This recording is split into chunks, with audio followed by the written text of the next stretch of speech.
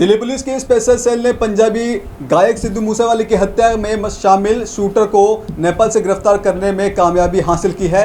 इस ऑपरेशन में दिल्ली पुलिस के साथ पंजाब पुलिस की स्पेशल सेल की शामिल रही। सिद्धू मूसेवाला हत्याकांड के लगभग 100 दिन के बाद पंजाब पुलिस ने शनिवार को उनकी हत्या में कथित रूप से शामिल छठे और आखिरी शूटर को गिरफ्तार कर लिया है। पंजाब पुलिस के महानिदेशक गौरव यादव ने बताया कि दीपक उर्फ मुंडी अब तक पुलिस की आंख में धूल झोंक रहा था और केंद्रीय एजेंसियों के साथ एक संयुक्त अभियान के तहत उसके साथ उसके 2 सहयोगी के साथ पश्चिम बंगाल नेपाल सीमा से पकड़ लिया गया है। यादव के मुताबिक मुंडी के दोनों सहयोगियों की पहचान कपिल पंडित और राजेंद्र के रूप में हुई है तथा दोनों के ऊपर आरोपियों को हथियार समेत अन्य सुविधाएं उपलब्ध कराने का आरोप है। डीजीपी ने ट्वीट कर बताया कि पंजाब पुलिस ने बड़ी सफलता हासिल करते हुए केंद्रीय एजेंसी और दिल्ली पुलिस के साथ एक संयुक्त अभियान चलाकर सिद्धू मूसेवाला हत्याकांड के फरार शूटर दीपक मुंडी को उसके 2 सहयोगियों के साथ गिरफ्तार कर लिया है।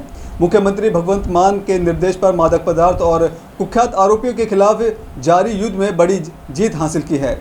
उन्होंने एक अन्य ट्वीट में कहा कि दीपक, कपिल पंडित और राजेंद्र को शनिवार को पश्चिम बंगाल नेपाल सीमा पर एजीटीएफ टीम द्वारा खुफिया अभियान के तहत गिरफ्तार कर लिया गया है। दीपक बोलेरो में बैठे मूसेवाले को गोली मारने वालों में से शामिल था, जबकि कपिल पंडित और राजेंद्र ने हथियारों, ठिकाने सहित अन्य सहायता प्रदान की थी। आपको बता दें कि पंजाब के मानसा जिले में 29 मई को सिद्धू मूसेवाले के नाम से मशहूर गायक शुभदीप सिंह सिद्धू की गोली मारकर हत्या कर दी गई। पंजाब सरकार द्वारा अस्थायी तौर पर उनकी सुरक्षा वापस लेने के लिए एक दिन बाद ये घटना हुई। मूसेवाला अपने दोस्त और चचेरे भाई के साथ मानसा में स्थित जवाहर गांव में जा रहे थे, तभी 6 आरोपियों ने उनके वाहन को रोका और उनके ऊपर ताबड़तोड़ गोलियां बरसाना शुरू कर दिया। इस हमले की जिम्मेदारी कनाडा स्थित लॉरेंस बिश्नोई गिरोह के सदस्य गैंगस्टर गोल्डी बराड़ ने ली थी, लेकिन पुलिस ने आरोपी की पहचान प्रियव्रत, फौजी, कशिश, अंकित, शेरशाह, दीपक मुंडी, मनप्रीत और जगरूप सिंह रूपा के तौर पर की थी, जो कथित तौर पर हत्या में शामिल थे। दिल्ली पुलिस की विशेष प्रकोष्ठ में फौजी, कशिश और शेरशाह को गिरफ्तार किया था। वहीं पंजाब पुलिस ने अमृतसर में हुई मुठभेड़ में रूपा और मनप्रीत को मार गिराया। पिछले महीने मानसा की एक अदालत में दायर 1850 पन्नों की आरोपी पत्र में पंजाब पुलिस ने कहा कि गोल्डी बराड़ ने मूसेवाला की हत्या को अंजाम देने के लिए गैंगस्टर लॉरेंस बिश्नोई, जग्गा, भगवानपुरिया और कुछ अन्य लोगों के साथ गठजोड़ किया था। आरोप पत्र के मुताबिक गोल्डी बराड़ ने मूसेवाला की सुरक्षा वापस किए जाने की जानकारी आरोपियों की दी थी और उन्हें जल्द से जल्द जान से मार देने के लिए कहा था।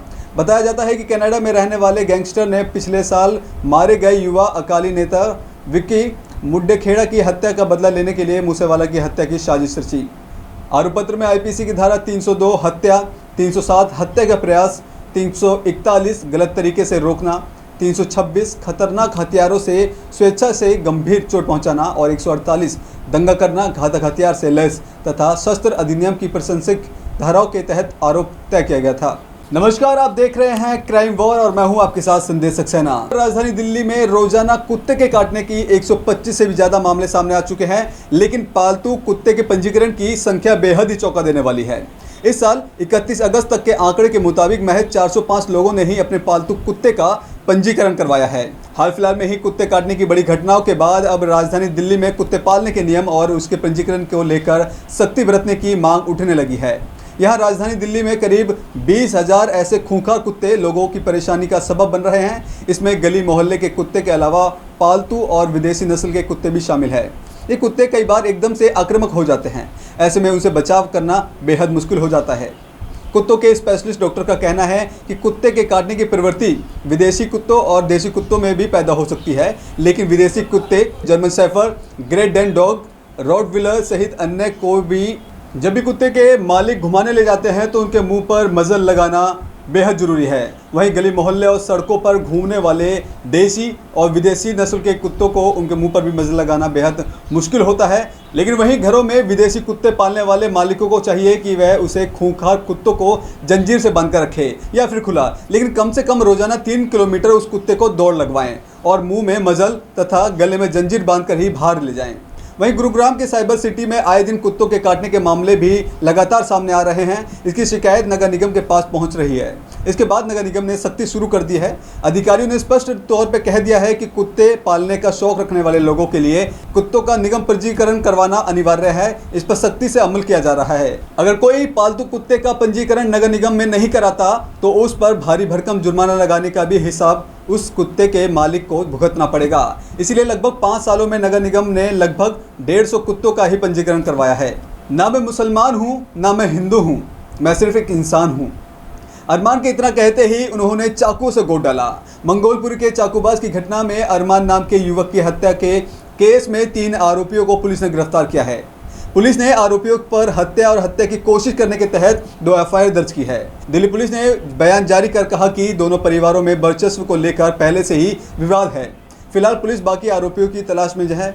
मृतक अरमान के पिता हकीम का दावा है कि गणेश विसर्जन से लौटने के दौरान फरदीन को गुलाल लगा दिया गया था, जिसको लेकर आरोपियों से कहासुनी हो गई। अरमान बीच बचाव करने के लिए पहुंचा। हकीम का कहना है कि हमलावरों ने पूछा कि तुम कैसे मुसलमान हो, जिस पर अरमान ने कहा कि ना मैं मुसलमान हूं, ना मैं हिंदू हूं, मैं सिर्फ एक इंसान हूं। बस इसी बात पर विवाद बढ़ गया और आरोपियों ने घेर कर चाकुओं से उसके बेटे को गोद डाला। अरमान डीयू का स्टूडेंट था।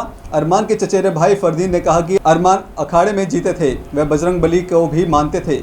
पुलिस के मुताबिक शुक्रवार शाम लगभग 4:30 बजे मंगोलपुर स्थित के ब्लॉक के सामने चाकूबाज की कॉल आई थी। पता चला कि घायलों को नजदीकी अस्पताल में ले जाया गया। तुरंत पुलिस की एक टीम घटनास्थल पर पहुंची, जबकि एसीपी रिक्शपाल सिंह ने सुपरविजन में एक टीम गठित करी जो संजय गांधी अस्पताल पहुंची, जहां अरमान मोंटी उर्फ मोइन खान और फरदीन को लेकर गए। डॉक्टर ने अरमान को मृत बताया, जबकि बाकी दोनों खतरे से बाहर हैं। फरदीन ने बयान दिया कि दोपहर 2:15 बजे वह बाइक से जा रहा था, तब वह पड़ोस के शातिर अपराधी शाहरुख के घर के सामने से गुजर रहा था। तभी सड़क पर खड़े शाहरुख के साथियों ने उन्हें हॉर्न दिया। जब वे सड़क से नहीं हटे तो वह साइड से बाइक ले जाने लगे। इस दौरान शाबिर नाम के लड़के ने हाथ से बाइक टच हो गई, जिसे लेकर उसकी शाहरुख से और शाबिर से कहासुनी हो गई। फरदीन के अनुसार उन्होंने अपने भाई मोंटी को सारी बात बताई। मोंटी के साथ वह भी विवाद से सुलझाने पहुंचे। शाहरुख ने मोंटी को गाली दी। इसके बाद उसमें उनकी तीखी बहस शुरू हो गई। फरदीन ने कहा कि इस बीच उनका चचेरा भाई अरमान भी आ गया। शाहरुख और शाबिर ने अपने साथियों को चाकू लाने और तीनों भाइयों को खत्म करने का उकसाया। इसके बाद सभी चाकू से हमला कर भाग गए। अरमान के पिता ने कहा कि मेरे बेटे को चाकू मार दिया गया। 3 से 4 चाकू मोंटी और फरदीन को भी लग गए। चाकूबाजी करने वाले आए दिन ये काम करते रहते हैं। एम ब्लॉक, क्यू ब्लॉक, कई दूसरी जगहों पर भी उन्होंने ऐसा किया है। झगड़े के बारे में पूछे जाने पर मृतक के पिता ने कहा कि वो तो चाकूबाज हैं, पड़ोस में रहते हैं, कई बार झगड़ा हो चुका है। हकीम के लड़के की चाकू मार कर हत्या कर दी। अरमान हमलावरों से खुद को छोड़ने और बचाने के लिए गुहार लगाता रहा, लेकिन हमलावरों ने चाकू मारना बंद नहीं किया। अरमान की वही मौत हो गई, जबकि अरमान के चचेरे भाई फरदीन और मोंटी गंभीर रूप से घायल हो गए। मंगोलपुरी की इस घटना पर दिल्ली पुलिस की ओर से कहा गया कि पुलिस को इस घटना की सूचना मिली। इस घटना में अरमान की मौत हो गई, जबकि मोंटी और फरदीन घायल हैं।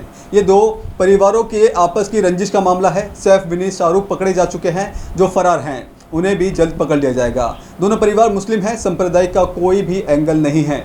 मोंटी, अरमान और फरदीन को अस्पताल ले जाया गया, जहां अरमान को डॉक्टरों ने मृत घोषित कर दिया।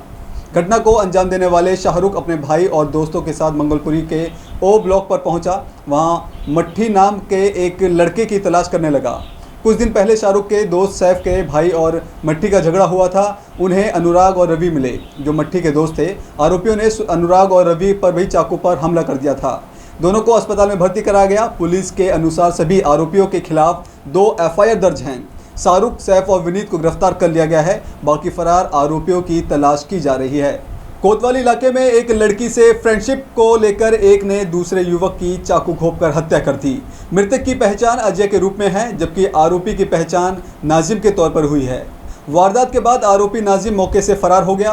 पुलिस ने शव को पोस्टमार्टम के लिए अस्पताल के मोर्चरी में सुरक्षित रखवा दिया है।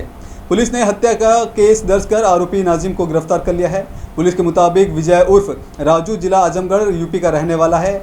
उसने बताया कि उसका दोस्त अजय उर्फ नितेश हनुमान मंदिर यमुना बाजार में रहता है। वह मजदूरी करता है। अजय तिकोना पार्क के पास पहुंचा, जहां पर नाजिम से अजय की 2 दिन पहले ही कहासुनी हुई थी। नाजिम ने अजय को देख लेने की धमकी दी थी। नाजिम शुक्रवार रात करीब 9 बजे अजय को सुभाष मार्ग अंगूरी बाग के पास मिला। अंगूरी बाग के अंदर ले गया और वहां उसे चाकू घोंपकर उसकी हत्या कर दी। चाकू मारने के बाद नाजिम वहां से फरार हो गया। पुलिस ने दोनों आरोपियों को गिरफ्तार कर लिया है।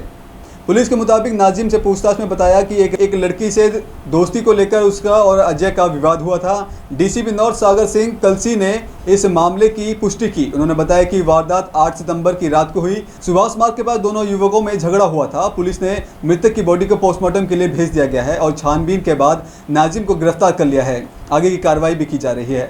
सराय रोहिला इलाके में शनिवार सुबह एक युवक का संदिग्ध हालत में शव मिला। आरोप है कि चोरी के शक में युवक की पीट कर हत्या कर दी गई थी। सराय रोहिला पुलिस युवक को नजदीकी अस्पताल लेकर पहुंची, जहां डॉक्टरों ने उसे मृत घोषित कर दिया। पुलिस ने शव को पोस्टमार्टम के लिए मोर्चरी भिजवा दिया है। मामला दर्ज कर पुलिस जांच कर रही है। पुलिस अफसर के मुताबिक मृतक की पहचान 19 वर्षीय इजहार के रूप में हुई है।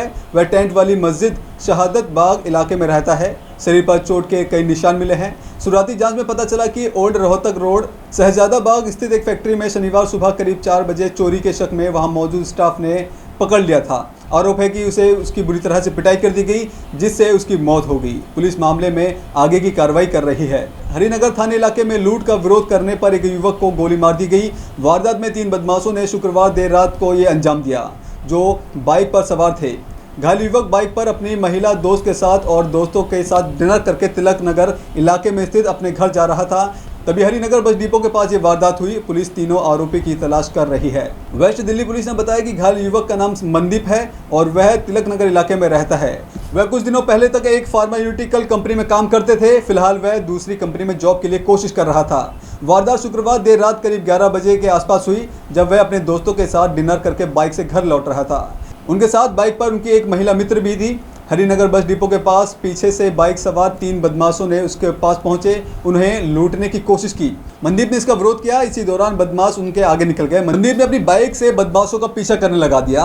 अपने को घिरा देख तीनों बदमाशों ने एक ने उस पर गोली चला दी, जो मनदीप की कमर पर जाकर लगी। उन्हें अस्पताल में दाखिल करवा दिया गया, जहाँ उसकी हालत गंभीर बताई जा रही है। पुलिस आसपास के लगे सीसीटीवी कैमरों की फुटेज से फरार बदमाशों की पहचान करने में जुट गई है। इस बारे में पुलिस को कुछ क्लू भी मिले हैं। पुलिस का कहना है कि उम्मीद है कि बदमाशों को जल्द पकड़ लिया जाएगा। वेस्ट दिल्ली के डीसीपी घनश्याम बंसल का कहना है कि वारदात में चेन नहीं लूटी गई है। अभी के लिए फिलहाल आप इजाजत दीजिए। देखते रहिए क्राइम वॉर, जुर्म के खिलाफ वॉर।